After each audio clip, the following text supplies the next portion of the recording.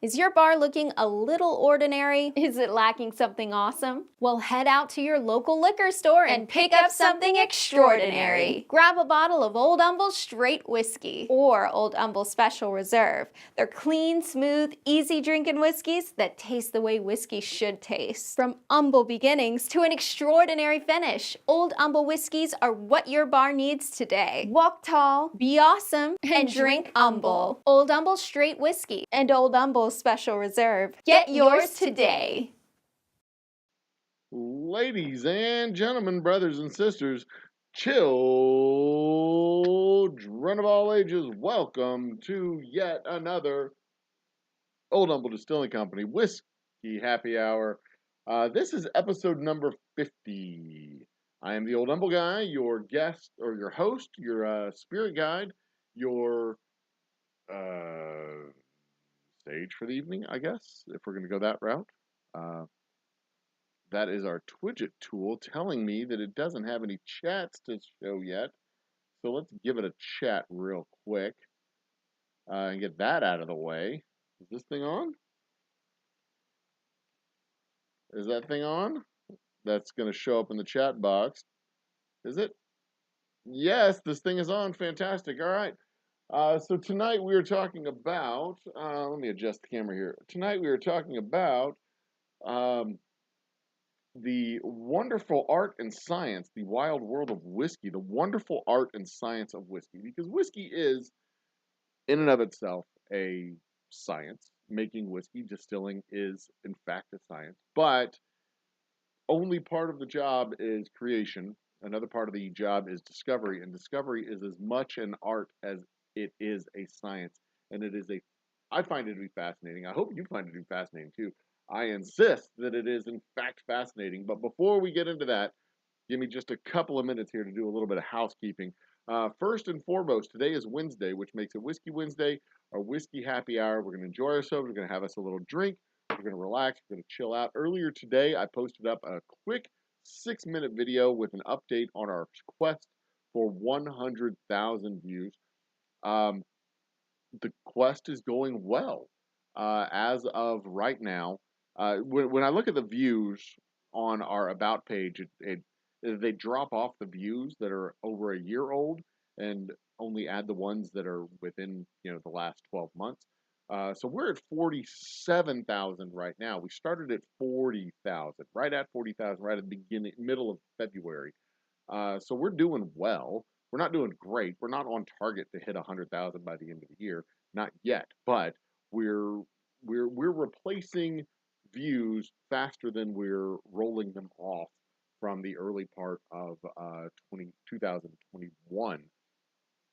So it's working out well. And it's a quick 6-minute video. Previously we had been doing live streams that were an hour and a half, an hour to an hour and a half long. I'm not going to do those anymore that are an hour to an hour and a half long. We're going to start doing them shorter, more concise, and edited videos, which is a departure of my norm because I don't normally do edited videos. I'm going to try to, I don't want to get too far into it. Well, I'll give you a few of the behind the scenes stuff. I'm going to try to apply some of the stuff that I learned doing the live streams and connecting the live streams to the browse features and all that stuff and try to apply them to the edited videos. The challenge is just finding the time to edit the video.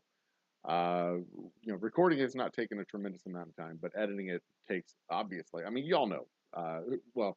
Y'all who make videos know editing is the thing that takes the most time. You can record it in an hour, but then that 20 or 30 minutes of footage that you record over the course of the hour, it takes like 6 hours to edit that crap. So, we're doing that. So tomorrow night is Thursday night. Thursday nights are our trivia nights. We will almost certainly do a live show, trivia show, pub trivia show, live Thursday night. I don't think we'll be doing it live in the distillery because we have a tremendous amount of work going on in the distillery right now. And I don't know if I'll be able to peel myself away from that work to do physical trivia, but I will schedule it out. I'll schedule out for sure tomorrow. And then Friday, we have Marshall joining us at the distillery for a live show, Old Humble Friday Nights Live. Um, I really should have that graphic available. Do I have that graphic available? Don't. I should though. I should have that graphic available. Um, Marshall will be Friday night live. They will also be streamed here on this channel Friday, starting. We'll probably start the stream about 6:45, and get the show going at 7 o'clock.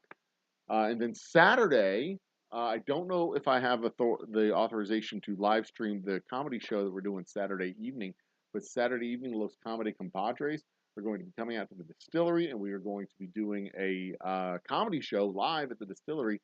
I, they asked me the comedy Los Comedies Compadres, Los Comedy Compadres, those guys. They asked me, the middle-aged white guy, if I knew of any taco trucks. They asked me if I knew of any taco trucks. No, Los Comedy Compadres, I don't know of any taco trucks. I'm a middle-aged white guy. I don't know where there are any taco trucks. I go to the construction sites and hang out there and get tacos if I want taco truck tacos. I don't, I'm not, they don't have taco trucks at my place of employment. Uh, so that said, next week, we've got the Comedy Fest this weekend. Next week, I will be at the Texas Whiskey Fest, where our Double Oak Straight Rye won a bronze belt buckle award. I am super duper excited. The judging happened last week. They announced the winners last week, and we will be going to the fest and collecting our prize, which is an honest to God bronze belt buckle. I'm super duper excited about that. John Jacobs in the house. Um, you'll be lurking and modding. Well, I appreciate that. Thank you so much. Um, spare time coin stream. Pause spare time coin stream. Cool, cool. Well, hey, lurk and mod all evening long. I'll do my best to make it easy for you. But in about what time is it right now? In about 5 minutes, I will launch into the topic of the evening. Topic of the evening being the art and science of whiskey. Art and science of whiskey, something that I am intimately aware of because I make the whiskey. So we'll talk about that in just about 5 more minutes. Tomorrow night, Thursday night, trivia night. Lisa will be joining me tomorrow night, Thursday night. Friday at the distillery live for Marshall. She will also be joining me live Friday, and then Thursday. I'm sorry, Saturday. I believe I'm flying solo on Saturday. If goodness, I was not expecting a yawn right there. That kind of snuck up on me. Saturday, if I have the authorization to live stream the comedy show, I'll be live streaming the comedy show. So you may have also been among the 3,500 or so people who've seen my last couple of shorts. 3,500, 7,000, 8,000 or so people who've seen my last few shorts. I'm having fun with the shorts now. I'm learning, letting my hair down a little bit, relaxing a little bit when it comes to making the shorts. I'm trying to get comfortable over here in my chair. You know what? You know why I'm not comfortable? I'm wearing shoes. All of my live streams, all of my happy hours, almost all of my happy hours have been done without shoes on. From way back in March of 2020, it was a tradition that I started because we just didn't wear shoes around the house during the pandemic because we were just walking around the house. It was our house. Why should we wear shoes? And I did not take my shoes off for the show tonight. So yeah, so there you go. No, shoes are off. So let's get.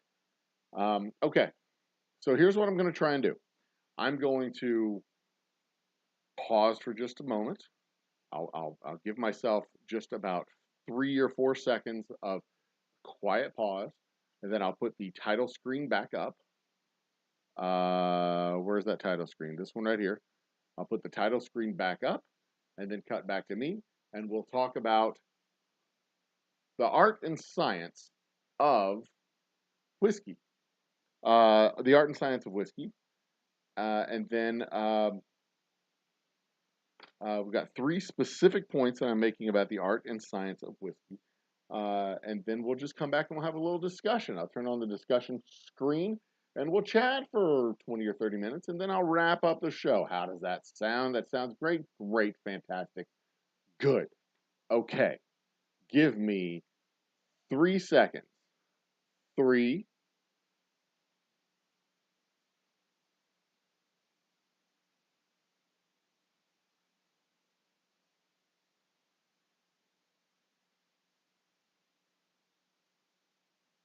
Ladies and gentlemen, brothers and sisters, welcome back.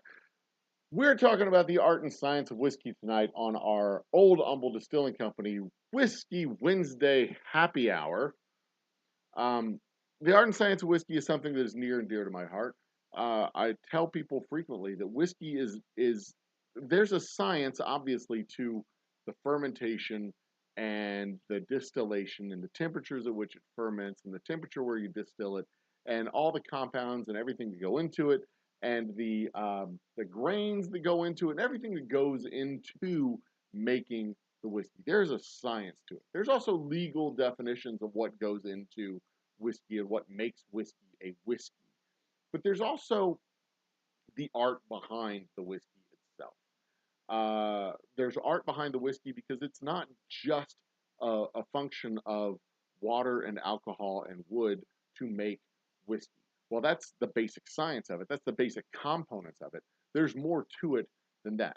There's balancing out the flavors, balancing out the colors, balancing out the temperatures, balancing out everything that goes into the barrel and what makes the barrel of whiskey special and unique. And every single one of those barrels is going to be special and unique.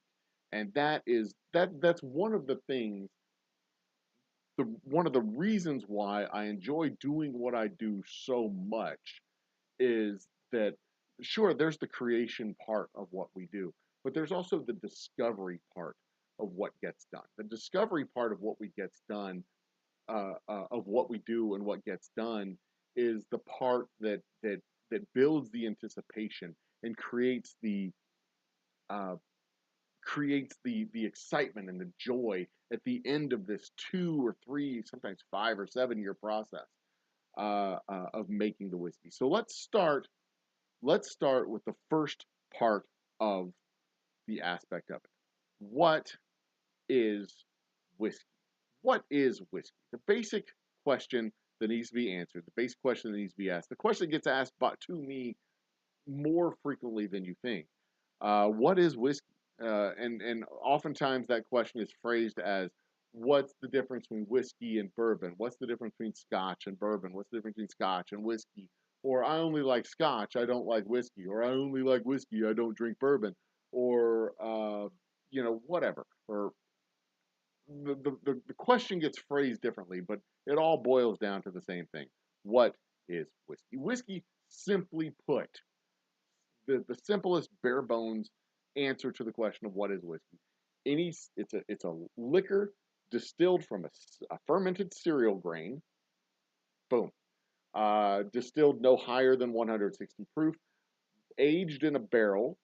If it's aged in a barrel, it's aged at no greater than 120 proof, and then it's bottled at no less than 80 proof. There you go. Some whiskeys don't have to be aged. That's a special category of whiskey. We'll talk about those two in just a second.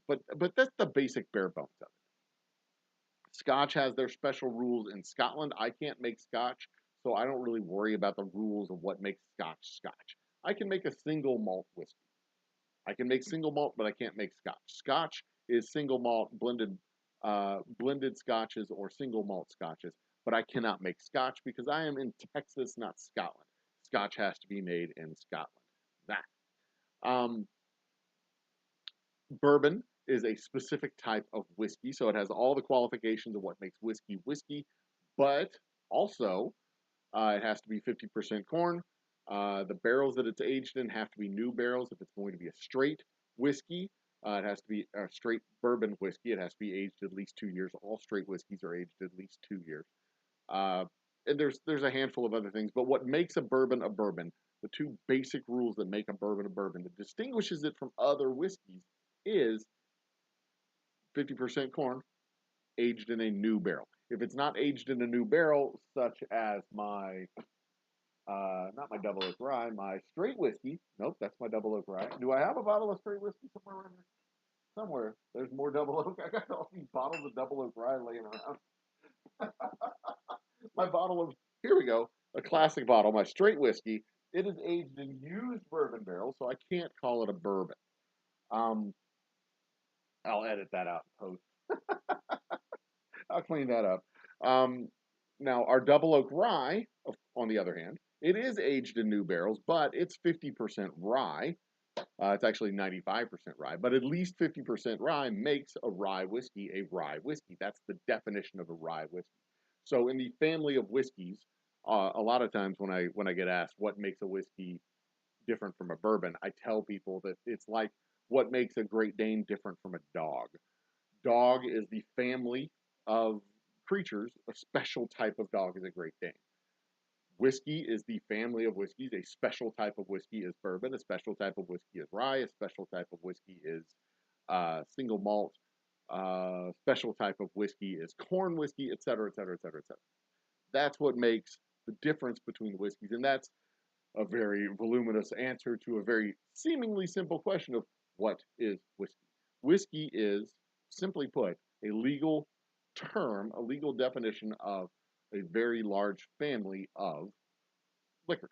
Liquors that come from cereal grains, aged in barrels, etc., etc., etc.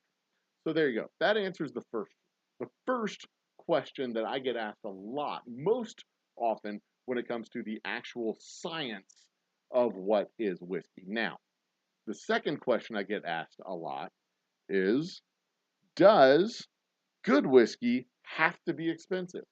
No, good whiskey does not have to be expensive. Um, Price and quality are almost never related. Let me repeat that for you fine folks. Price and quality are almost never related. Now, that said, with more expensive whiskeys, you will get specific features, uh, specific styles and specific designs that you'll get that you won't get in the cheaper whiskeys.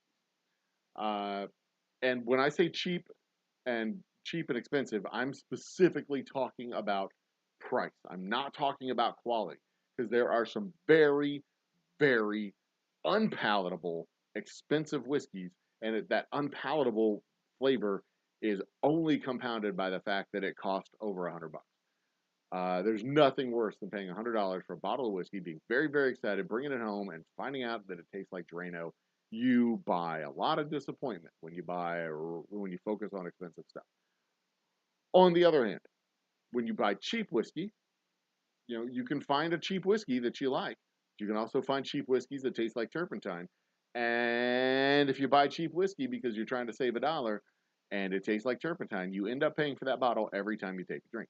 Now, that's not to say that every single cheap whiskey is bad or every single expensive whiskey is good or vice versa. Every single cheap whiskey is good and every single expensive whiskey is bad. It is to say that you have a particular flavor profile that you're looking for. What would you recommend for me? I've never had whiskey before.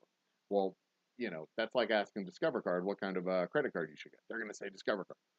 I make a particular whiskey. I'm going to recommend a particular whiskey. I want you to drink my whiskey. And in fact, I've designed a couple of my whiskeys intentionally to be more palatable for people who don't really like whiskeys because they're good entry level whiskeys. They're smooth, soft on the palate, et cetera, et cetera, et cetera.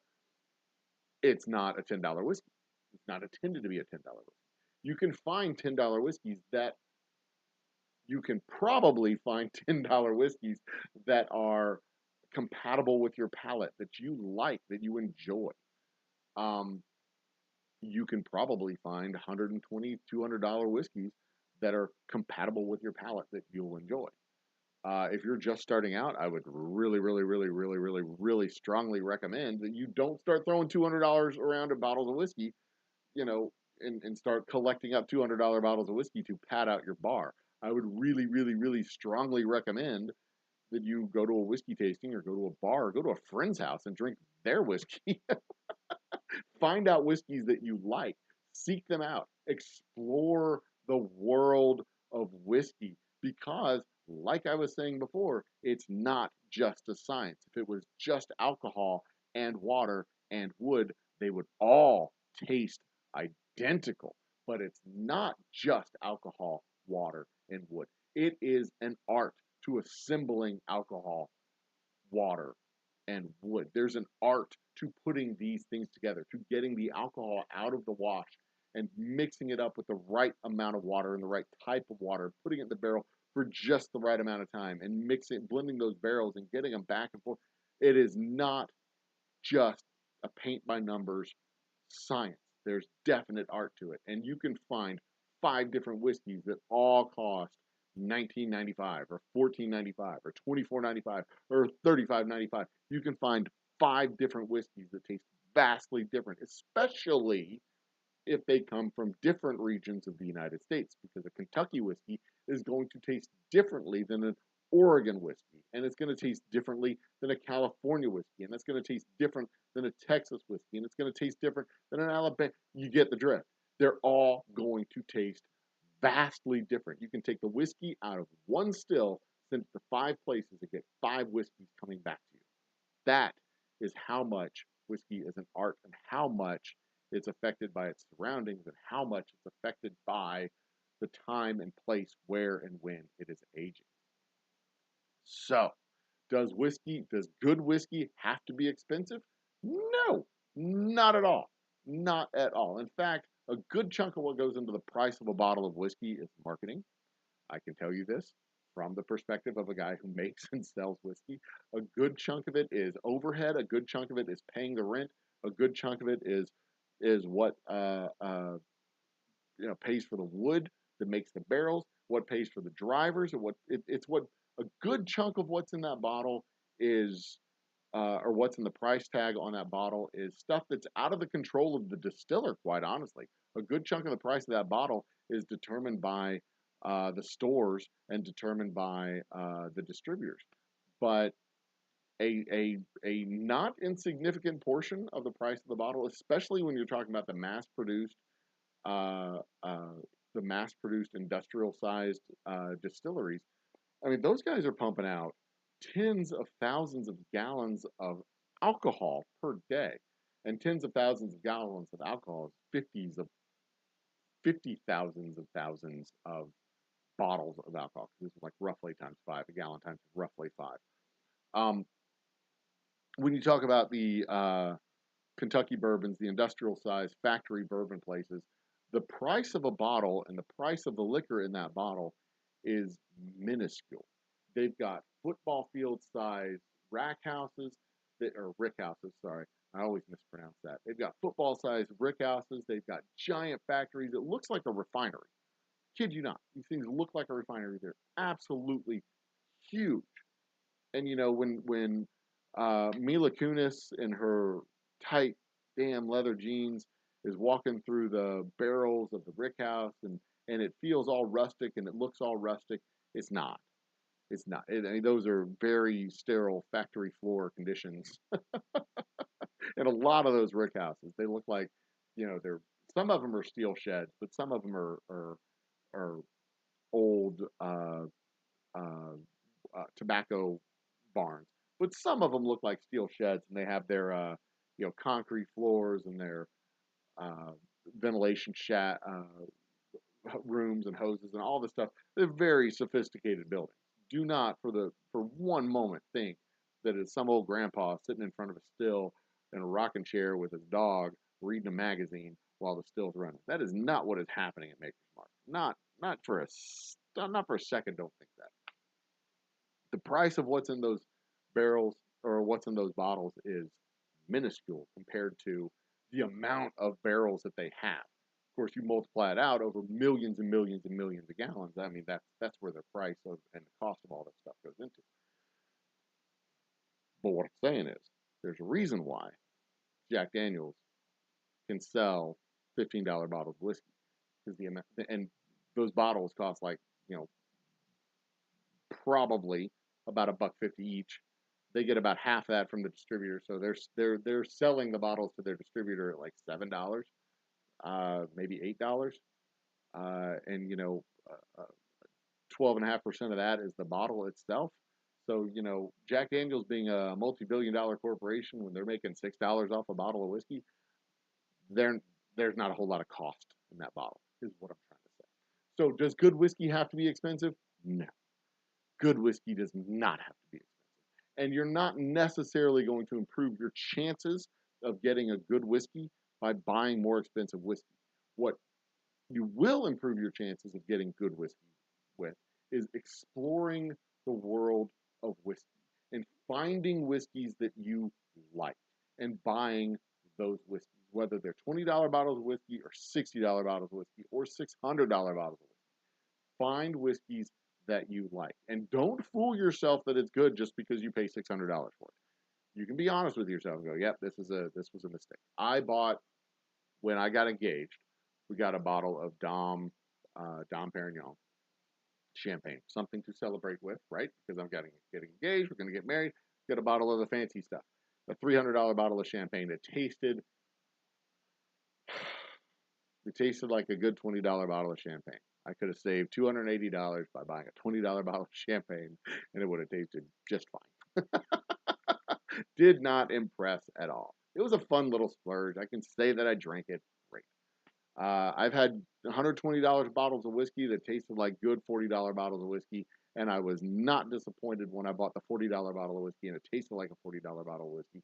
But I was disappointed when I drank the $120 bottle of whiskey that tasted like a $40 bottle of whiskey, because I had wasted $80. So what I'm saying, for the 95th time, good whiskey does not have to be expensive whiskey.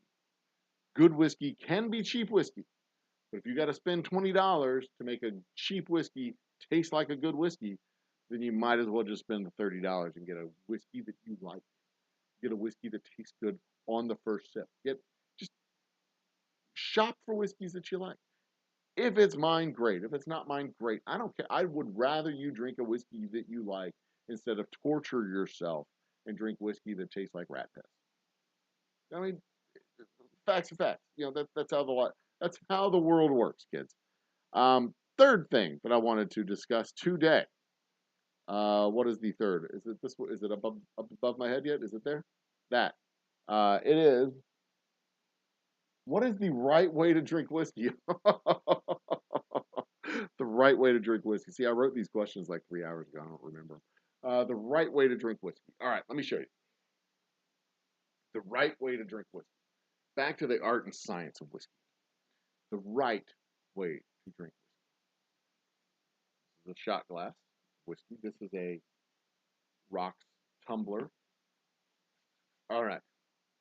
The right way to drink whiskey.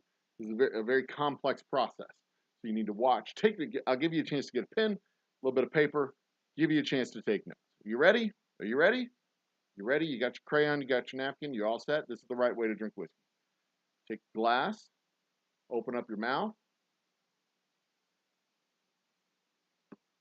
pour it in, and swallow. There you go. That is the right way to drink whiskey.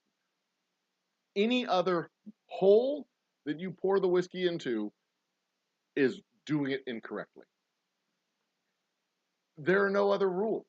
You can drink it with ice. You can drink it neat. You can drink it with a drop of water. You can drink it with a splash of soda. You can drink it in a cocktail. You can drink whiskey however you want to, as long as you pour it into your drinking hole. Any other holes that you pour the whiskey into, unless it's shitty whiskey and you pour it in a hole in the bottom of your sink, any other holes that you pour the whiskey into is the wrong way to drink whiskey. And don't let any other snooty, bespectacled, top hat wearing, ascot wearing, scarf wearing, spats and top coat wearing goofball tell you that there's a wrong way to drink. It's not the right way to drink. You're putting too much ice in it. It's supposed to be at room temperature. It's too warm. It's too cold. You're gonna ruin it. Shut up. The right way to drink whiskey. Once again, the right way to drink whiskey. Mouthful, whiskey, swallow, done. That's it. Any other complicating factors? Use a straw, don't use a straw. Hell, use one of those swirly straws if you want to. That's kind of cool if it's fun to do. I'll caveat this one more time. The only other wrong way to drink whiskey is if it tastes terrible and you're just fighting your way to the end of the bottle. For whatever principle you have, they're like, this is bad, but I bought it, so I'm going to drink it. There's no reason to fight your way to the bottom of a bottle of a whiskey. Give it to a friend. Tell them it's some rare bottle from Buffalo Trace or one of the I don't know, Ezra's or Wiser's or something. Just tell them it's some fancy damn bottle. Put it in a decanter. Don't tell them what it is. Let them drink it, and they'll be like, "Oh, wow, this is really good." And you're like, "Yeah, it's really great. It's like a $300 bottle of whiskey." Like, "Oh, really?" Like, "Yeah, I bought it on a cruise ship, and you can't get it here. It's from Canada." They're like, "Oh, fancy." Then you can laugh all damn day long because it's like a $12 bottle of whiskey. But they think it's the best shit they've ever had. So there you go. The three questions that I always get when I'm talking about the art and science of whiskey. What is a whiskey? Any cereal grain fermented liquor that's distilled up to 160 proof, barreled at no less than 120 if it is required to be barreled, bottled at no higher than 120, bottled at no less than 80 proof. There you go. That's your whiskey. The different families of whiskeys, different categories of whiskeys, different styles of whiskeys, but no, whiskey is whiskey. Bourbon can come from anywhere in the United States. It cannot come from anywhere outside of the United States. Scotch can only come from Scotland. Irish can only come from Ireland. Canadian can only come from Canada. Um, does good whiskey have to be expensive? Absolutely not. Good whiskey can be found at all price points. You explore your price point and find a whiskey that you enjoy, and then drink that whiskey. Drink it, share it with friends, enjoy it. Hey, drink whiskey that your friends share with you, and you might learn. You might learn that you found a new whiskey, and you're like, oh, cool. And then you explore more. You find you can afford to buy more expensive whiskeys, and you want to explore more expensive whiskeys. Go to the next shelf at the store and buy some more expensive whiskeys, and call some friends over, have a tasting. Oh, they're going to try some new whiskey. Explore, and when I say explore, I really mean explore. To go out and find stuff that you've never heard of, places you've whiskey from places you've never been. When you go on vacation, look up distilleries in the town you go to. You might find a really cool little distillery. We found a distillery last time we went on vacation called Schitt's Creek Distillery. Great little distillery, not named after the show. I was disappointed. I was hoping it was named after the show. I do see Chad over there. I'm going to get to you guys. Don't worry. Uh, but really a fantastic little distillery. We got a bottle. We got a bottle of Schitt's Creek. I drank most. I've actually drank most of it. It's in a decanter in the other room. Thoroughly enjoying that drink. It is a delightful whiskey. Um, but yeah, do that.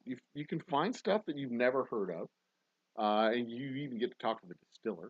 You get to see the place, and it's a cool way to explore the world of whiskey and explore whiskey adventures. It's fantastic. It's so much fun. And then the third and final question that I get more frequently than you might think: what's the right way to drink whiskey? And once again, the right way to drink whiskey: glass, cup, even whiskey in the cup. Open your mouth hole, pour it into the mouth hole, and that's it. You don't have to have fancy ice. You don't have to have fancy water. It doesn't need to be distilled water from a glacier in Greenland. It doesn't have to be water that's at a certain temperature. It doesn't have to be ice at a certain temperature. It doesn't have to be any of that crap. If you want to put it in a cocktail, put it in a cocktail. If you've got a $300 bottle of whiskey that was distilled by monks at a monastery in the most remote reaches of Alpine France, and you want to put that shit in a whiskey sour, you do you, brother. Go right ahead and do that. I'm not. I want to drink that whiskey. I want to taste that whiskey. That whiskey sounds fantastic. Made by monks in Alpine France? Are you kidding me? Yeah, I want to try that whiskey. But you know, if you make a mean whiskey sour all the same, I might try it a whiskey sour too. Because, yeah, I mean, maybe it tastes like garbage and it has to be put in a whiskey sour. I don't know.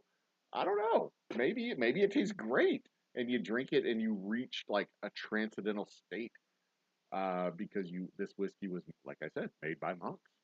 I gotta find this whiskey.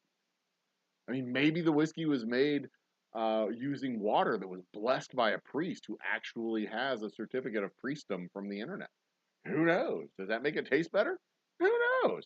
It's a Holy Spirit. I mean, see what I did there? All right.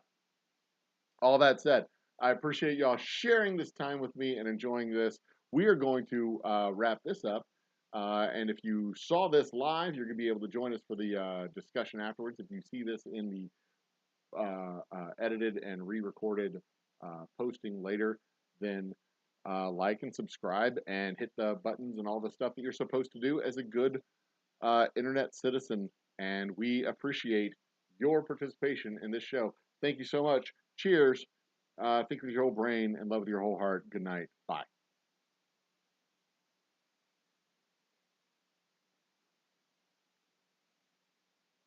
All right. Everybody else who's still here for the live show, thank you. What you're supposed to see there on the side of the page is the chat, and that should be this one. Is that the chat? No, that's not the chat. Where's the chat? We'll get it. It's here somewhere. Hold on. That one? No, cut. No, not that one. Let's see. I'll find it. It's here. Um, Live streaming studio? No, is that the one? Hang on, I'll find it. It's here somewhere. Just give me a minute, because we'll get there. So what I'm going to do over the next couple of days is cut that section of the show out. And we will get some. Body once told me. Sorry, I'll never. There it is. Chat's on the board. And let's make this bigger so we can see what you lovely people are saying. Make it one more bigger. Yes, there it is. Bacon, you nailed it. The right way was orally.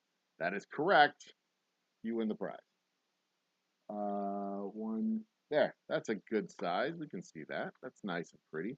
Let's get out of studio mode. Now's the time for discussion, guys. What do y'all think about the art and science of whiskey? Snorting it. I'm going to scroll up to the top. Go, go, go, go. Welcome to the show, Bacon. Mr. Great Shot is in chat. John Jacobs, I see, is lurking. After you lecture on whiskey, thank you. What makes a Tennessee whiskey aside from being distilled in Tennessee? Okay, that's a very, very good question. This goes back to the art and science part. So the science, of course, is that it's a whiskey, right? And geography says it has to be made in Tennessee. But Tennessee passed a law that codified, I think this was actually in the 1990s, they codified what Tennessee whiskey is, legally speaking, by passing the law. Basically, it's the Tennessee whiskey uh, filtering process. There's this filtering process that they do. They take bourbon, effectively, it's bourbon. Generally, it's a sour mash, but it doesn't have to be a sour mash. But they make bourbon, and then they run bourbon through this charcoal filtering process. So it's this filtering process that makes the Tennessee whiskey, and distinguishes it from bourbon elsewhere. Um, there is an open discussion as to whether or not bourbon can be charcoal filtered, because bourbon can't have any flavorings or uh, processing that alters the flavor or anything like that. And if the Tennessee whiskey process alters the flavor, then Tennessee whiskey can't be called a bourbon. It can start out as a bourbon, but it finishes as something else. That something else being Tennessee whiskey, which is a marketing designation and a legal designation, separating it from bourbon. So there you go. It's not a, I don't think it's a federally recognized legal designation, but it is a state recognized legal designation. And if I tried to make Tennessee whiskey, I could be sued by either, I think it's either the state of Tennessee or uh, uh, interest groups, Tennessee whiskey interest groups in Tennessee. I don't know I don't want to. I don't want to mess with those details. I don't want to. I don't want to dance close to that flame. There's enough flames that I dance close enough to that I don't want to get that cease and desist letter. I'll collect other cease and desist letters. And if Lisa was here, she'd be like, "No, not collect cease and desist letters." I'll collect other cease and desist letters, but not that one. I don't want to mess with the Tennessee whiskeys. Um, yeah, there you go. Mr. Great Shot says it. They drop filter through charcoal. That is um, now, see that's part of this. Blanton's is not tasting me. That's part of that art and science thing. Some people find Blanton's to be just absolutely delicious. I find Blanton's to be just fine. It's a perfectly fine whiskey. I don't think it's worthy of all the hype. I don't think it's worthy of all the fuss over Blanton's. I had a Blanton's that was that they could only get in Tokyo. A guy came over to the distillery for our show last week or the week before, and he had a bottle of Blanton's. He's a pilot. He picked up some Tokyo Blanton's, and this was a special label that you can only get in Tokyo. It tasted fine. It tasted like Blanton's. It tasted like the same Blanton's that I've had here in the United States. Um, it's a different label. It's probably the same whiskey. It's just a different label. It's a specific label that was designated to go to Tokyo. I don't know if it was a different whiskey. I couldn't tell the difference. Certainly wouldn't have been worth a trip all the way to Japan just to get that bottle, but it was good. I mean, I'm not saying it wasn't good. It was a good whiskey. It was a perfectly fine whiskey. But if you told me that in order to get that whiskey, I would have to buy a ticket, go to Tokyo, buy the whiskey, then come home, I'd have been like, I'm fine. I mean, if you're going to Tokyo and pick up a bottle, I'll certainly drink it with you. It was good. It was good whiskey. Um, but you see, I when I look at good whiskeys, I evaluate the quality versus the price. And yeah, I can drink a good whiskey that should have cost $50, but if that bottle cost $100, and I drink that, and it was a good whiskey, but it wasn't $100 good. It was, $50 good. And then it doesn't taste, in my mind, it's no longer as good as it could have been. I wouldn't spend that extra $50 to buy that whiskey because it wasn't that much better than a whiskey that only cost, $50. But I've often thought to myself, like, what is it that would make me want to spend that much money on a bottle of whiskey? What would what would what would it have to be? How much better would it have to taste? And would I know it when I tasted it? Would I know it when I made it? Because I asked that question as just a function of the business. Like, um, what does a $100 whiskey taste? You know, I mean, $35, $40, $50. That I know. 65, 75. That I know. I know that price range. I'm familiar with that price range. If I spend $60 on a bottle of whiskey, it better taste better than a $30 bottle of whiskey. But I don't. I, in all my life, I've never been $30 impressed with a bottle of whiskey that costs $30 more than average. You know what I mean? So, uh, I hear that from people that Blanton's. I like it. Uh, I'm not going to stand in line and drive across town and do backflips and contortions and all the other shit that you have to do to get a bottle of Blanton's because they're so damn rare. I'm not going to do that. It's a good bottle of whiskey, but you know, I was at a bar on the west side of town After some event, we go into the bar. It's a bar at a hotel. They had a bottle of Blanton's. I drank Blanton's all night, and I'm like, I don't know, I was like 30. I don't know, I was in my mid 30s, and this was before I had really like gotten into the whiskey culture and learned about like special whiskeys and stuff like that. I was like, I was drinking Blanton's on. I'm like, this is fine, this is good. And they were the shots weren't overpriced. They were like normal price shots, like $9, something like that. It was a hotel bar, so they were a little bit more expensive than normal. I was just enjoying myself, drinking Blanton's all night long, having a grand old time. And then like 5 or 6 years later, people were like, oh my god, they're shitting their pants about Blanton, Blanton, Blanton, Blanton. Like a couple of years ago, I spent an entire evening in a bar drinking and having just a good time with friends, talking about the most ridiculous stuff, just drinking Blanton. I didn't realize it was that big of a deal. Um, Same thing when I scored a bottle of Eagle Rare.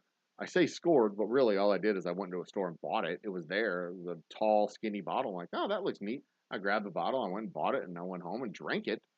Not ever once thinking that this is something special and unique and hard to get, because this guy had like a case and a half of it just sitting there on the shelf in his liquor store, and I'm just like, oh, cool, I'll have one.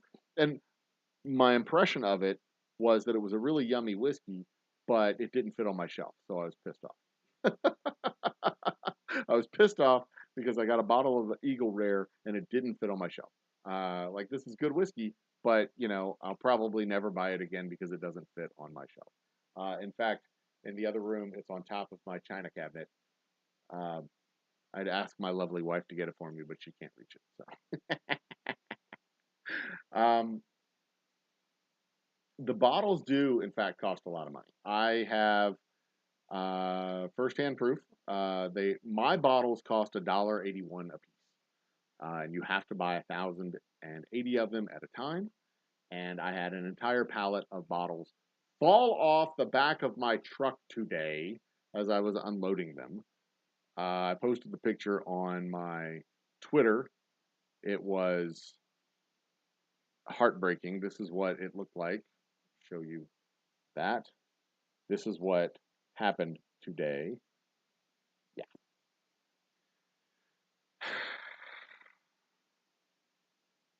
Yeah. Other than losing about 3.5 hours of my time and and having to move all that stuff around twice, I only lost about a case, maybe a case and a half of bottles. Only the count that I did, I've gotten two different numbers. I counted twice, got two different numbers, and I've either lost 11 or 13 bottles. I'm not sure. My suspicion is that I miscounted. My guess is I miscounted on both counts. So I'm gonna have to do a third count and see if I get a third number, and then hopefully I'll count it two times to get the same number twice at some point. So that's $1.81 times 12. What, $25, something like that, $30. So yeah, it was a bit of a heartbreaking morning. It wasn't very exciting. I will not give you the full tour with Mila Kunis. Sorry, but Bacon, you can drag your ass down here to Humble with that gorgeous mustache you have, and I will get some little hard-bodied chick in a pair of leather pants to give you a tour. I will figure that out. If I know you're coming, I'll find someone. We got resources here in Humble. I can get a couple of folks. It won't be Mila Kunis, but she'll tell you that's her name if you ask. Um, I'm liking all types of whiskey. I am, the more that I explore, the more that I find whiskeys that I like. Um, and what's really cool is you can drink a dozen like rye whiskeys that you don't like, and then you find the 13th one or the 14th one that you do like. Drinking whiskey is a lot like golf. You can go out and play golf, and you can swing your golf club 125 times, like me. You can swing, you can lose a box and a half of balls. You can swing your club 120 times, but there's that one hole. And if you've ever golfed, you know exactly what I'm talking about. There's that one hole where you step up to the tee and you swing the driver and you make solid contact and you get that sound, that that beautiful sound, and the ball goes up perfectly straight, and you watch it in that arc, and it drops down right in front of the green, and it bounces up onto the green, and it bounces and it dribbles right up to the hole, just about 3 feet from the hole. You just nail it.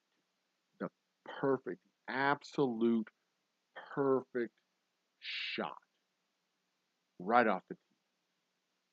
And then you spend the next 6 shots hitting it back and forth across the hole. But you had that one perfect stroke. One perfect stroke. And that's why you go back to the golf course again and again and again and again and again. You're chasing that one perfect stroke. Whiskey's a lot like that. You can have that one perfect dram, that one perfect shot, that one perfect bottle, that one perfect experience. And you will chase that forever, trying to get it again. And the next time you drink that same bottle, it may not be the same. Like the first time I had Balcones Brimstone was at my older brother's. No, I'm sorry, it wasn't at my older brother's wedding. The first time I had Balcones Brimstone, it reminded me of my older brother's wedding because Brimstone is a corn whiskey, and the corn is smoked over Texas scrub oak wood, smoked over Texas scrub oak in a whatever contraption they use to smoke their corn. And when you open the bottle, you get a whiff.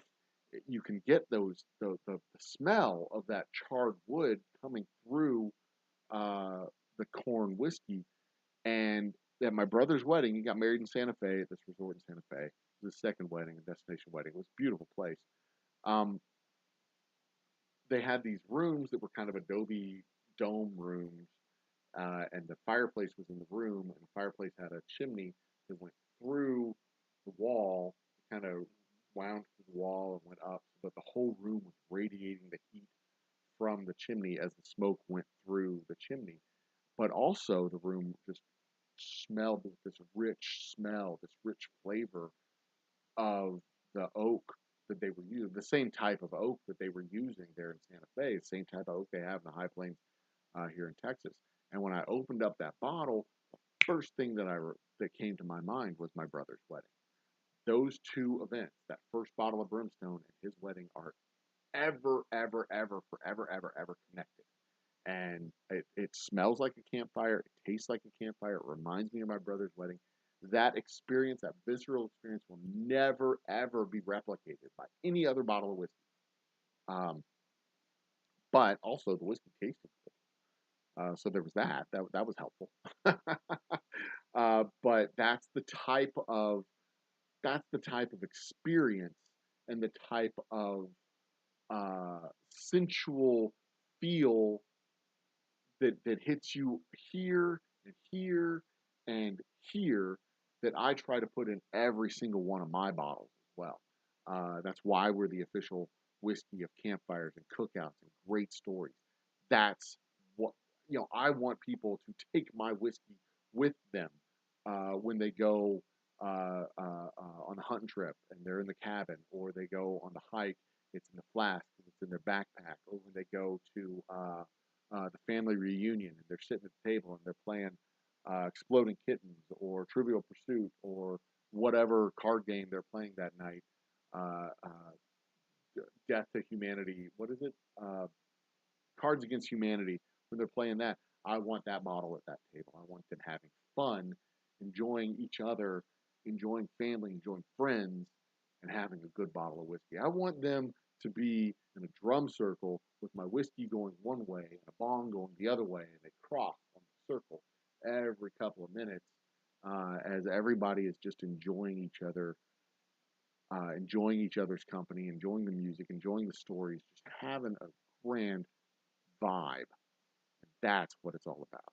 And that's the art of whiskey, where when it hits you, not just here when you drink it, not just here when you smell it, not just here when you see it, but here when you remember it, and here when you feel it, you really feel it. And once you get that, then then you understand what it is that we're trying to do here. That's the goal. That's the vibe.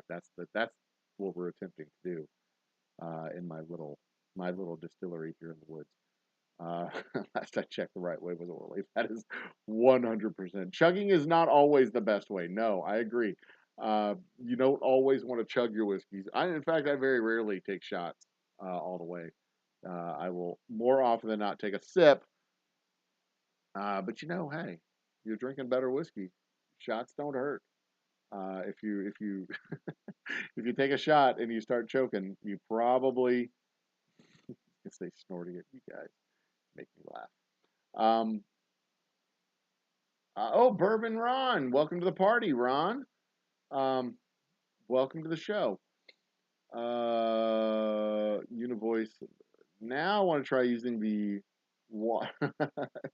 New Yorkers say make their pizza the best. And the Univoice. I got you. Now I can tell you this much. Since moving into our new facility where we use the rainwater instead of municipal water, I can tell the difference in the water that I use to make the whiskey at the one place and the whiskey that I used in the new place. I don't know if I can tell the difference in the water just by drinking the water by itself, but I can absolutely tell the difference in the water. I can tell the difference in the whiskey and the water's effect on the whiskey from the one location to the other. The bottles that we're making now, our purple labels, are far superior than the silver labels and the clear labels that we made in the previous facility because the water is better. But that's not to say that our rainwater is. Oh, goodness, it's been a long day. That our rainwater is better or worse than Kentucky's limestone filtered water or the High Plains limestone filtered water that they have here in Texas, or uh, distilled and cleared water that they have in other places. I just, I can, I'm simply saying, according to my palate, municipal water does not taste good when it comes to making whiskey. And that's also one of the reasons why you will very likely not get a cask strength whiskey out of my distillery. Because if I give you a whiskey that's 120 proof, and then you take my whiskey and bring it back to your house and pour your tap water in my whiskey to bring you take your ice that's with tap water or your tap water and you put in my whiskey when I could have given you a 90 proof whiskey that already had my magic rainwater in it, and you go home and you put tap water in my whiskey, by all means, that's how you like your whiskey, drink your whiskey. But I'm just saying, if I see you do that, I might slap that whiskey out of you. I might just take my cask strength whiskey and you put tap water. That is cask strength. You drink that shit at 120 proof, or you just get out of my sight. Make me walk over there and slap you cross-eyed. anyway, anyway, uh, what were we saying? uh, Flint, Michigan Tropics basketball team. What? I need to know. I need to know what context that's in. Um, Dukes sank three-quarters length shot and won $10,000 at the Flint Tropics basketball game after the 1977 season, when the Tropics merged and then relocated to Humble. Oh, how about that? We had a basketball team. We also had a baseball team that used to play, a municipal baseball team that played at the municipal ballpark, which was down the street from my old facility. They were the old Humble Riggers, or Roughnecks or something like that. I can't remember what they were called, but yeah, they were basically funded by the oil company, the Humble Refining and Distilling Company.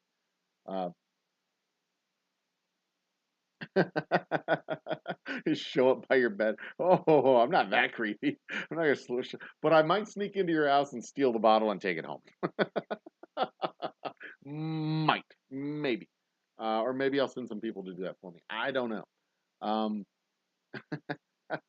so, so Bacon, if you do find yourself down here in the Humble area, let me know ahead of time because then I can call over to the Mile High Club and see if I can get you a tour guide. To yes, we have a Mile High Club, which is down the street from the airport here in Humble. It is the Mile High Club, and it is exactly what you think it is. It is a strip club uh, uh, designed for the discriminating gentlemen who prefer, uh, their C-section scars to be subtle, not egregious. All right, this is going off the rails fast. Um, it's not going to get back on the rails if I keep going. Um, but yes, I will happily uh, slide myself into a pair of leather pants and give you a tour of the place.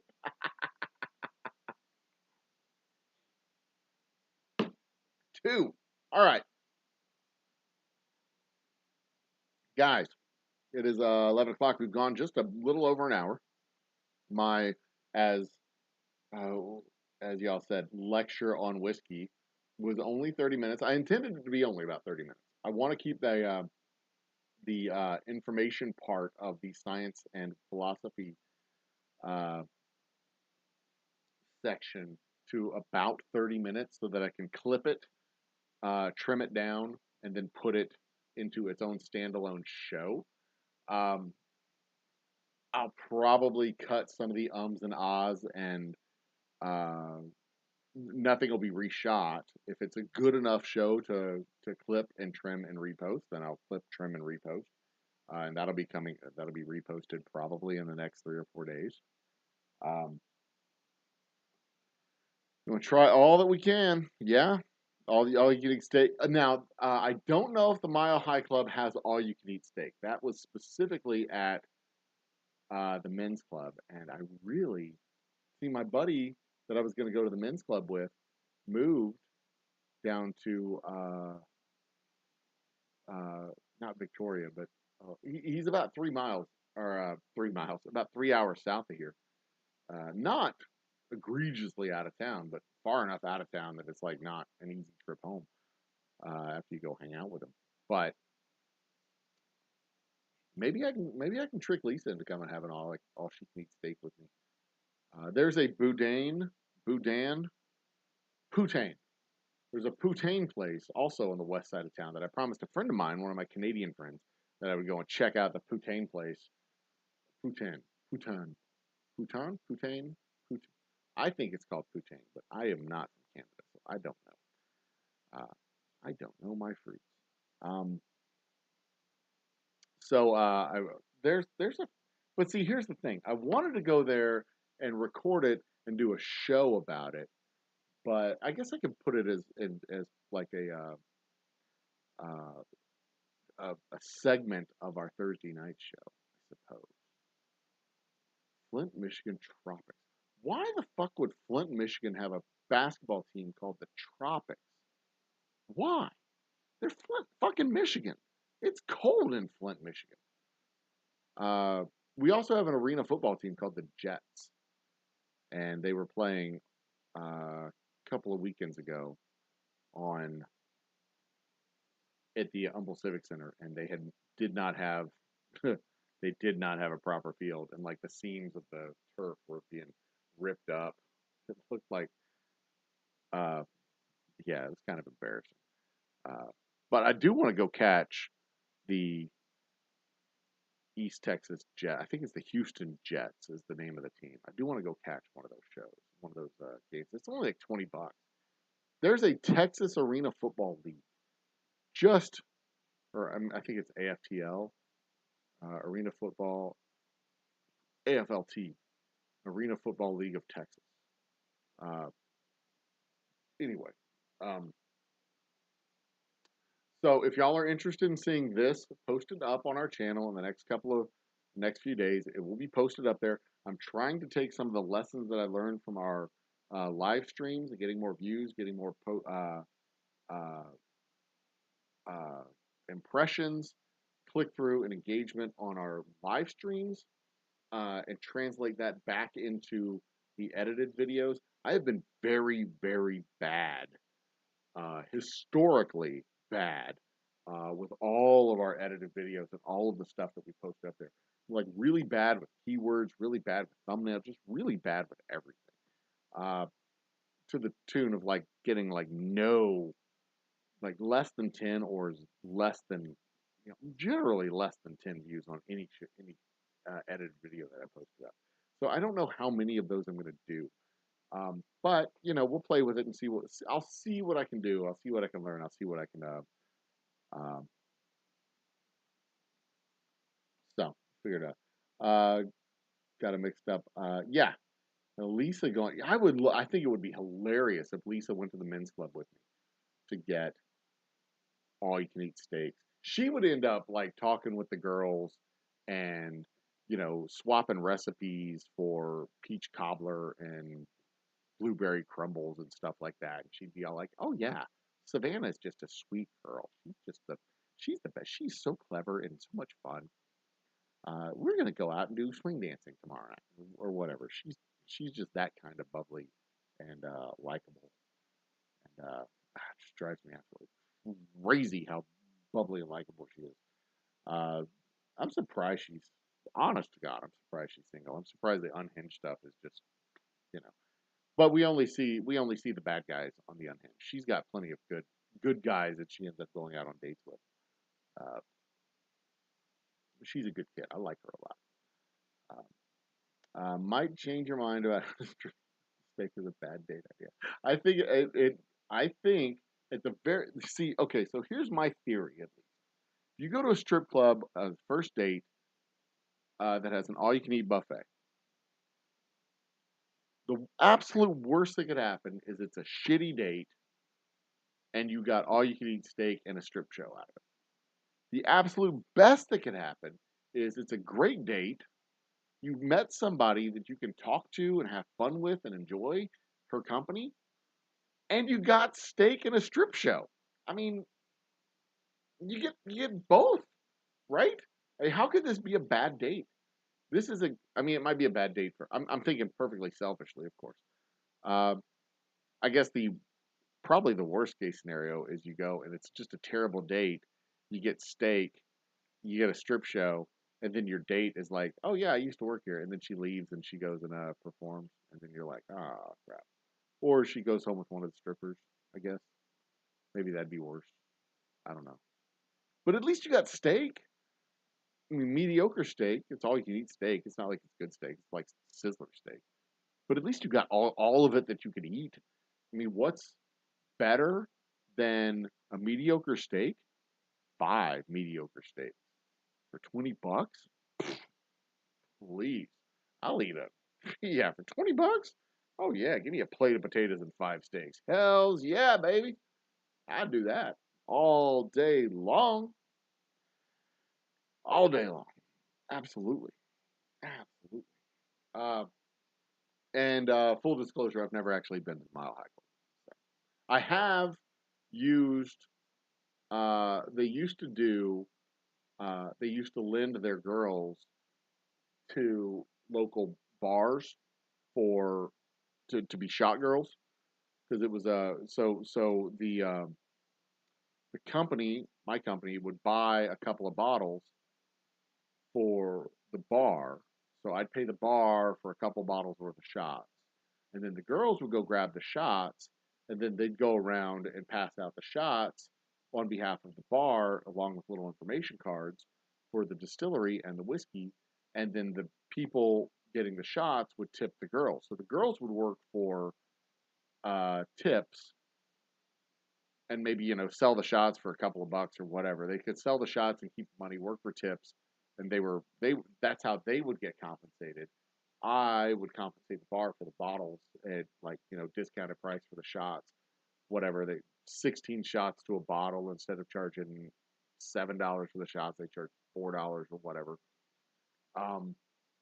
So I'd buy the bottles, the girls would pass out the shots, and that's how they would drum up business for their strip club and for uh, my whiskey simultaneously.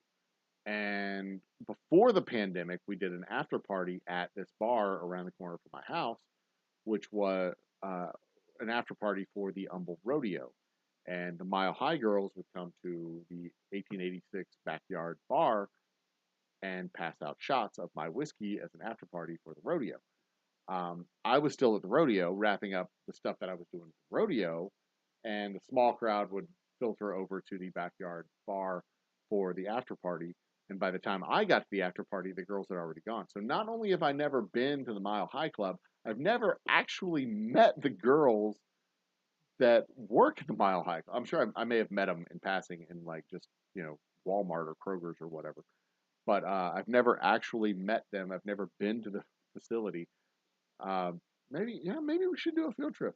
You know, see the nightlife here in Houston or here in Humble.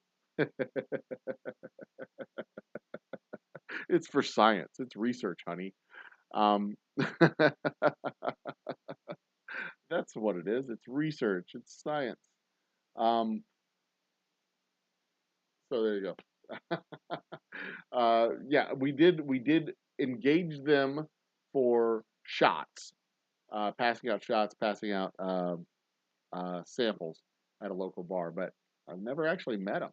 I've got the guy's phone number, I think, still in my phone. Do I? Let me see.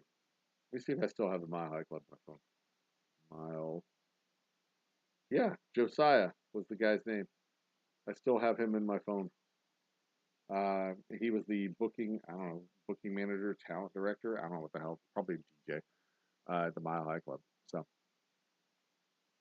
that is how things work here in Texas. You can just get strippers to come pass out shots for you. Fun for the whole family. So there you go. Okay, guys, it is according to my clock 11:15. So that means we are approaching quickly. Yes, for research purposes, you should come with me as a research assistant. Uh, as a research assistant, you and Lisa both come with me as a research assistant, and we shall explore um, the details of the Mile High Club and what is going on at the. See if the air is actually thin up there. I don't know. Maybe find out what kind of cologne they have in the bathroom. I don't know what research we'll be doing, but we definitely should research and find out more about what's happening at the Mile High Club, just more in general. Um, I need ideas for shorts and reels too. The next short that I do is I'm going to record it right after I'm done here. If I can find my other hat, I have a hat that I need to wear for this particular short, but I don't know where it's at. It's got to be around here somewhere.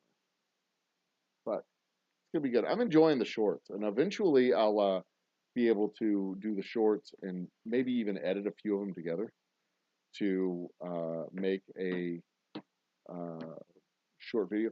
I learned something yesterday, last night, in the last 24 hours. I learned something.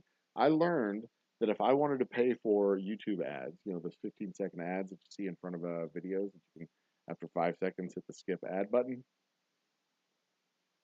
Check this out.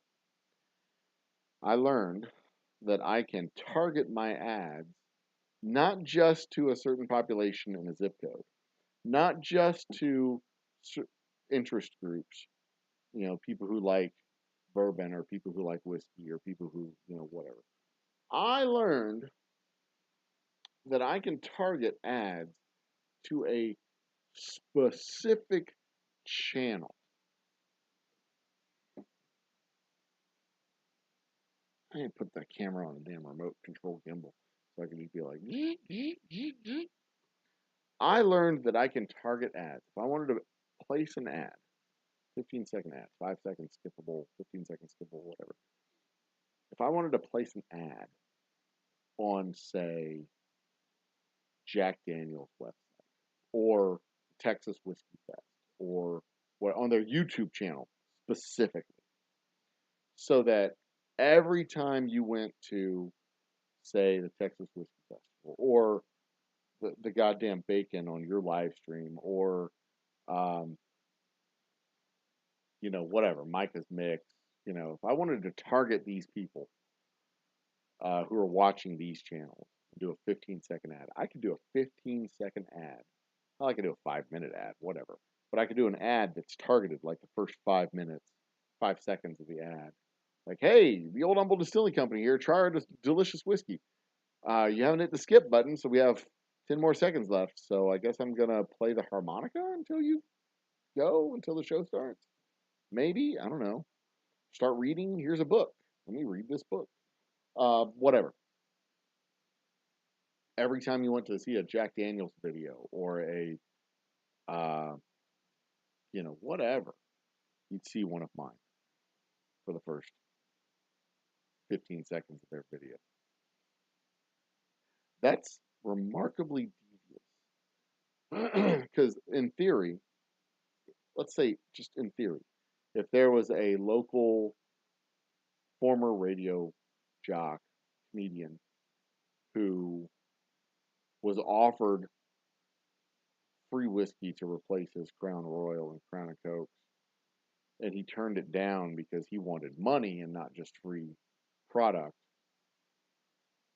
I could I could do an ad, I could pay for an ad. It's like 20 or 30 bucks, whatever. There's only 20 people who watch a stream, so no big deal.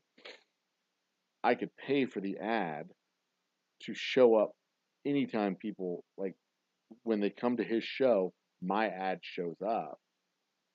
So not only would I pay him a fraction of what he was asking for, he wouldn't get any free whiskey, and all of his fans would see my ad before his show even started.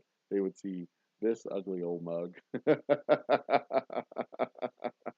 That would be just deliciously. Uh, Bacon, where are you located? I can't remember. Are you North Carolina? No, I can't remember where you're located. I don't think you're in Texas. Um, but I'm almost out of whiskey. Look at that. I'm almost out of this. I'm gonna have to go buy a bottle of my own booze. Can you believe this shit? I'm gonna have to go buy a bottle of my whiskey. Wouldn't be the first time. But yeah, we can. Brown delivers. UPS delivers. USPS delivers. The distillery can't deliver. Can't send whiskey out in the mail, but me personally, I can, and we can always work out a person-to-person. I have to look and see if you have any boozy bucks from the trivia games. Um,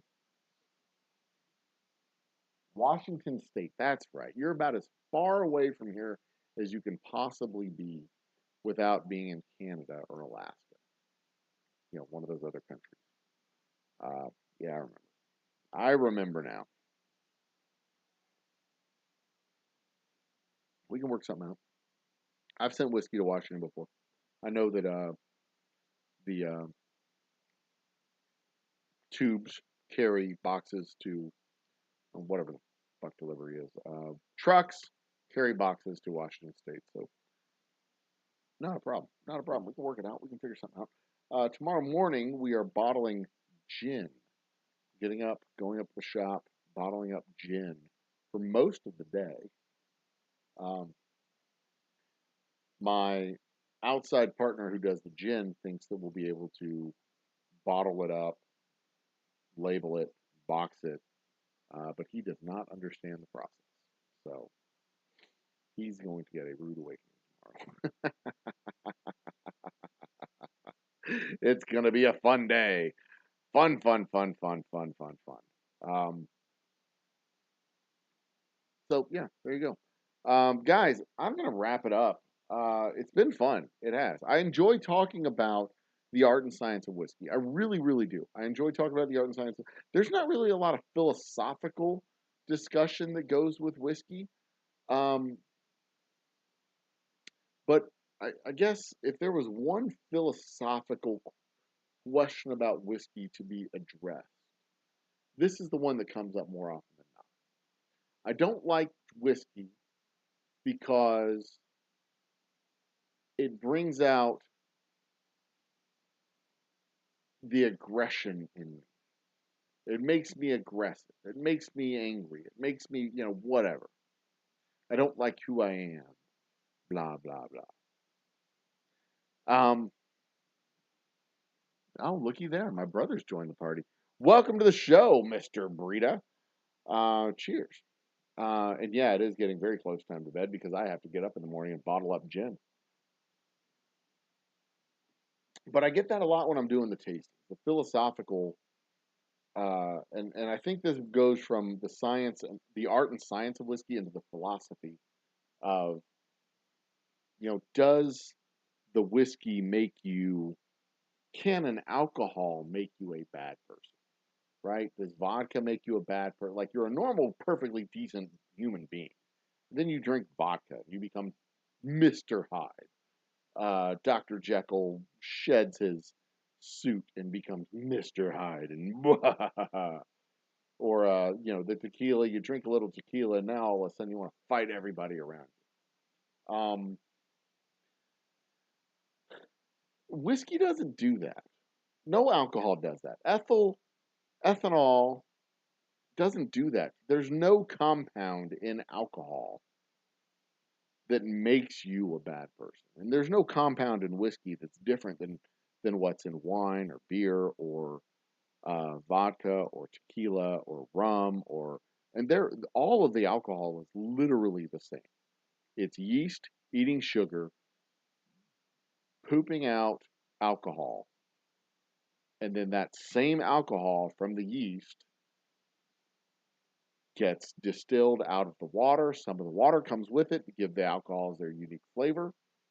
Um, but there's no difference between the alcohol in rum and the alcohol in whiskey, or the alcohol in vodka and the alcohol in tequila, or the alcohol in rum and the alcohol in tequila, or the alcohol in whiskey and the alcohol in... There's no difference in that alcohol. So the alcohol does not make you a bad person.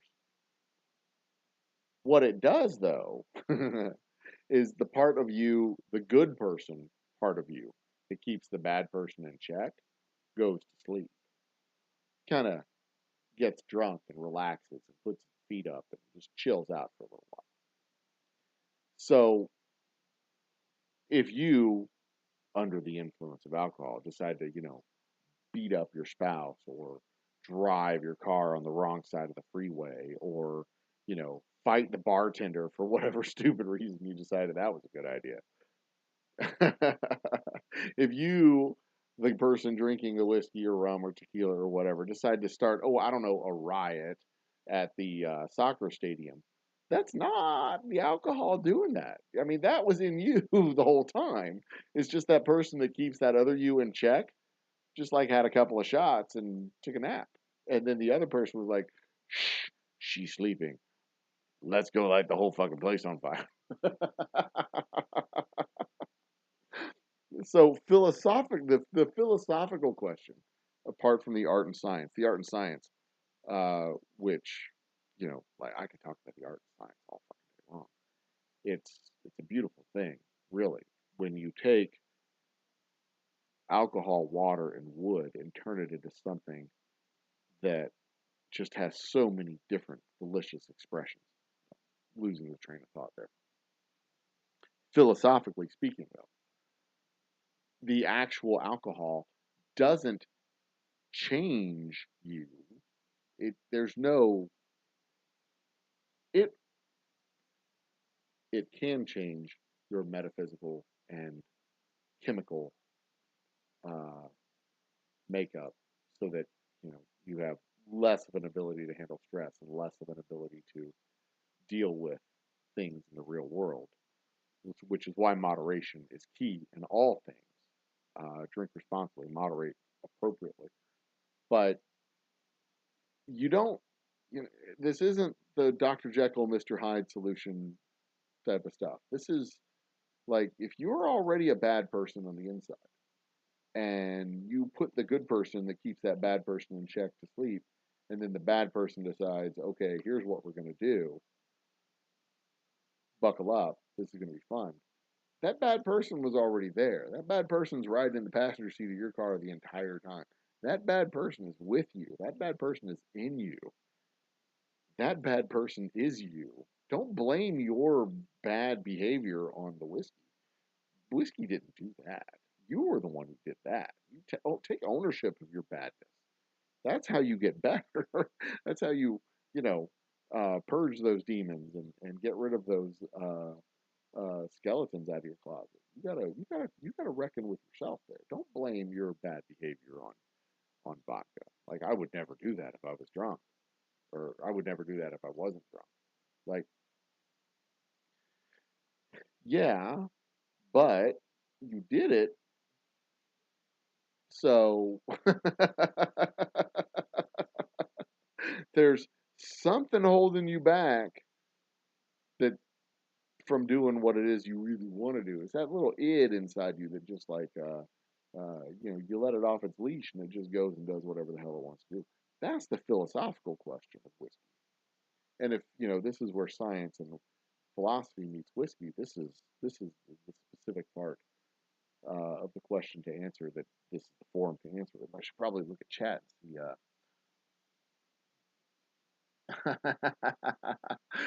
Not being too philosophical, now spiritual. Yeah. Whiskey is always spiritual. It is a spirit. Um, alcohol can in fact make you dance better. In fact, I tell people that our alcohol is nutritious, delicious, and it will make you a better dancer. And it is also not nutritious. But then again, Taco Bell is not food, but they call it food. So, um, you know, choose your poison, I suppose. Um, I don't believe alcohol changed who you are. I believe it only amplifies. Yeah, I mean, there you go. You see, we as people, we keep our demons in check. Uh, but our demons are there. We've all got them. You know what you have in your closet. You know what you keep in your glove box. You know what you've got hidden behind. Um, alcohol makes you think you dance better. uh, it was within you all along. Yeah, there you go. What? That was you don't have to search for the hate. It was within you all along. Isn't that what didn't Obi-Wan tell Luke that the Force was within you? Like it's within you. Didn't he say that it's within you all along? Or am I thinking of the Schwartz from I think I'm thinking of the Schwartz. It was in you all along because he lost the ring. So uh he lost the ring. Hmm. Anyway, but therein, there it is. That's the philosophical part of the whiskey, where science and philosophy meets whiskey. We can have the philosophical talk. You shouldn't be. You shouldn't. I mean, whiskey didn't do that. Don't blame whiskey. Whiskey's an innocent bystander. You've got in you. We all have inside of us two wolves. Which wolf will win? Whichever one you feed. No, go see a doctor. You're not supposed to have two wolves inside you. That will make you sick.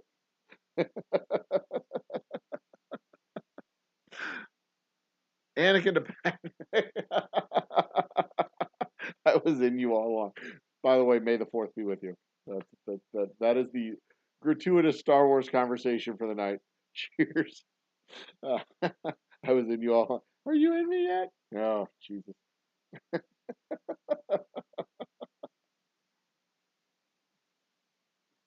Oh, I also want to remind people, we are, let me go back to this other page real quick. Um, where the hell's my cursor? Over here. Boom. We are at, where's my page? right there. Whiskey giveaway at 550 subs. We are at 544. We've had a very good week when it comes to new subscribers and the new subscribers coming off of our shorts. For the first time, I'll talk about this on my next quest for 100,000 episode or 100,000 views episode. Uh, I haven't been able to identify specific videos that were the source of uh, subscribers until now. Now I have been able to identify two videos. Maybe I can go to actually show you those shorts. Want to see them? Uh, where'd it go? Did I lose it? No, it's here. Can I get there? Let me see if I can get there. Hang on a second. I know this is great content, right? Um, so and in fact, these shorts were kind of the genesis of the idea of this show tonight because I found a clip on TikTok of a guy who had uh, a foolproof bourbon hack to make your cheap whiskey taste better. And he had, I think it was sherry and liquid smoke and vanilla or something else. I don't know. And you mix it all together and you shake it like, and he had $11 Old Crow. I'm like, bitch, if you can afford sherry, fucking get a better whiskey. I mean, Jesus Christ, what are you doing? I mean, and not everybody has old liquid smoke laying around. Uh, I do, but not everybody has liquid smoke laying around. And I don't remember what the other ingredient was that he had. And he shook it up and made his Old Crow taste better. Or, if you want to get a $50 1 liter barrel and put your whiskey in the 1 liter barrel, that's fine. But you know what? How much a $50 1 liter barrel costs? Like $50. If you can afford a $50 barrel, go get a $50 bottle of whiskey that potentially tastes better. Hell, go get two $25 whiskeys and find out which one of those you like better and buy that one. So anyway, um, that was the genesis of my foolproof whiskey hack short. And let's see, do I have a screen here that I can YouTube capture?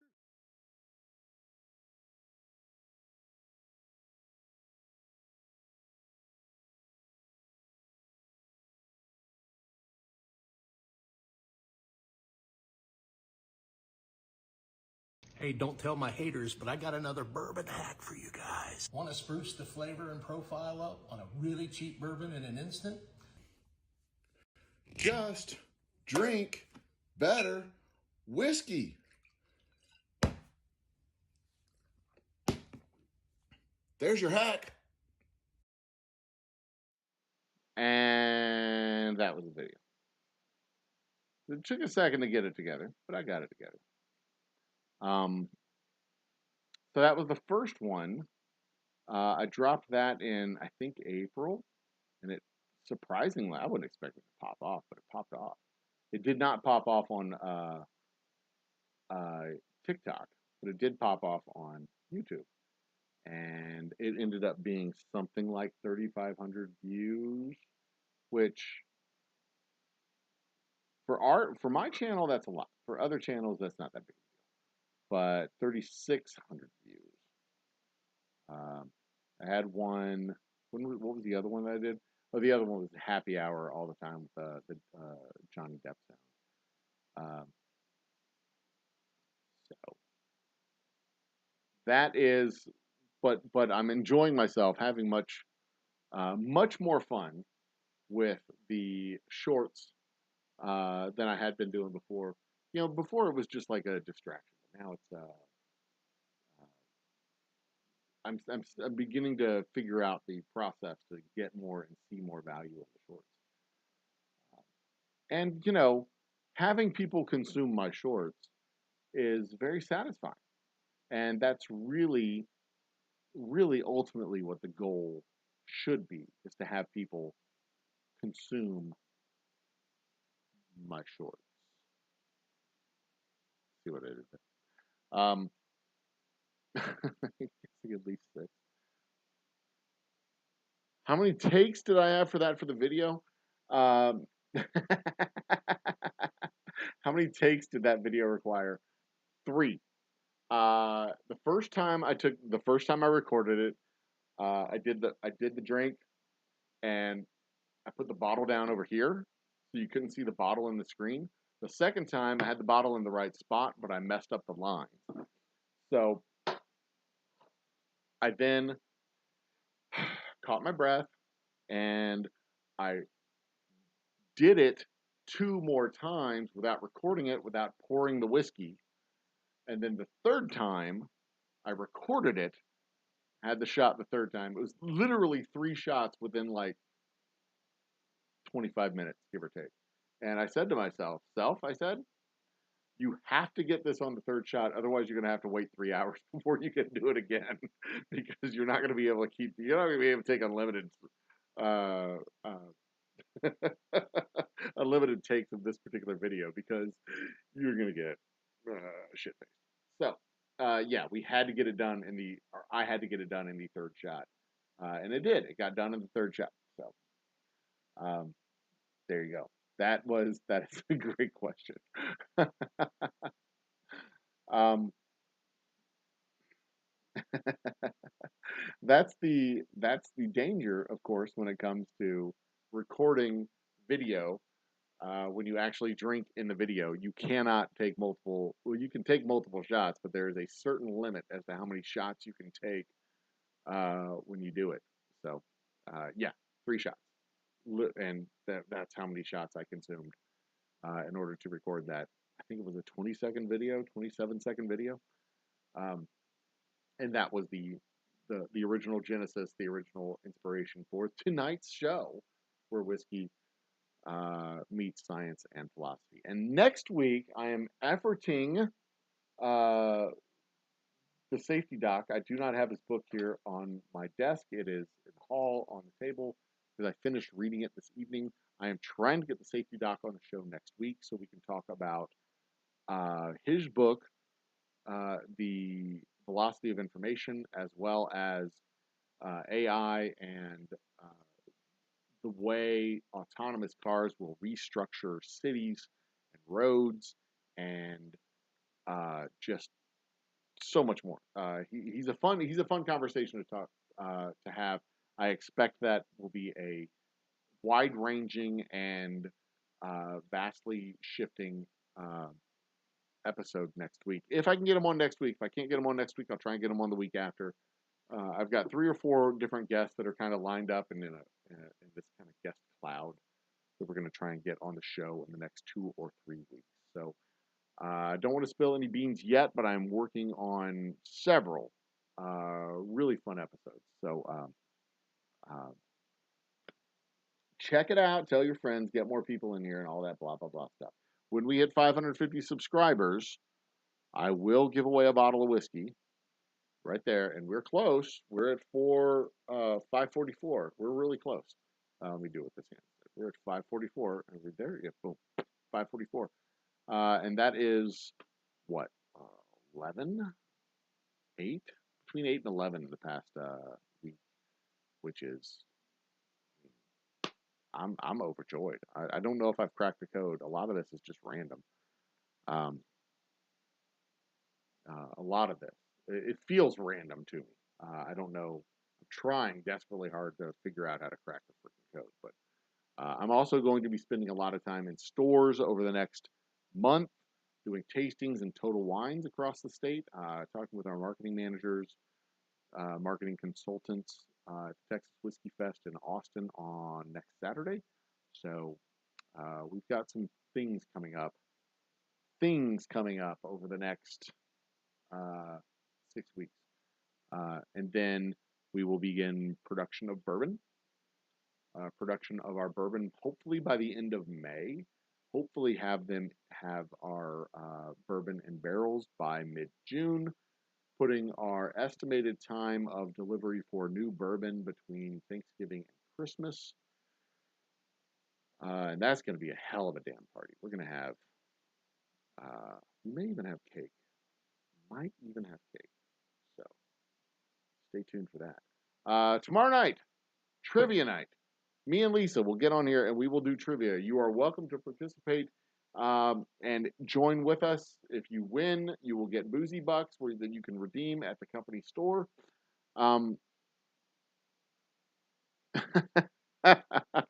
Yes, Harry, you have a channel. If you have a username on YouTube, you have a channel. You probably haven't uploaded any videos, but you have a channel. Everybody's a producer in YouTube world. Um,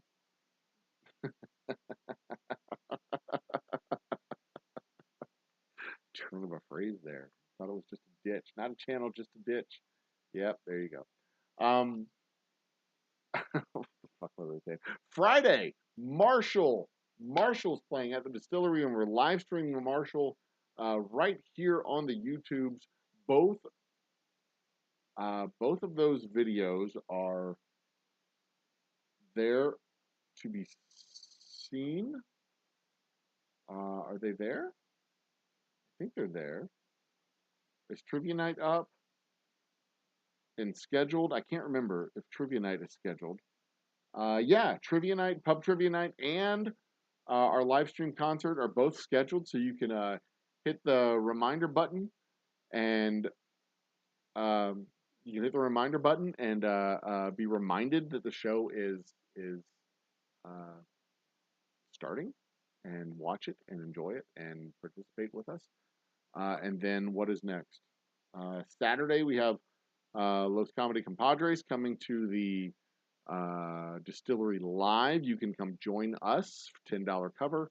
I don't know if I have authorization to live stream that show yet, but we are working on it. And then we kick it back all over again next week. So come and join me again and do all the stuff. In the meantime, be awesome to each other. Think with your whole heart. Think with your whole head. Love with your whole heart. Drink with your whole mouth. And until next time, we will see you. Well, I guess until tomorrow night, we will see you for trivia. Cheers and be awesome to each other. Where's my closing